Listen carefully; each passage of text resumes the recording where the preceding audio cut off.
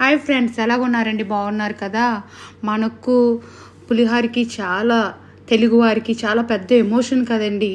మా హాస్టల్లో మేము రాజమండ్రిలో చదువుకునేటప్పుడు మా హాస్టల్లో వారానికి 2 టైమ్స్ ఈ పులిహోర చేసేవాళ్ళండి. ఆ పులిహోర చింతపండు పులిహోర చేసేవారండి.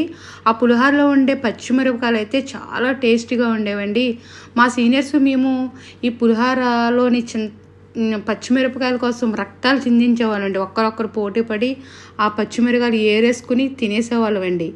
ఈ పులిహోరలో ఈ పులిపాయ ముక్కలు కోసుకుని అందులో తింటూ ఉంటే చాలా చాలా బాగుంటుందండి. పులిహోర ఆ ఉల్లిపాయ ముక్కలు కాంబినేషన్ చాలా బాగుంటుందండి.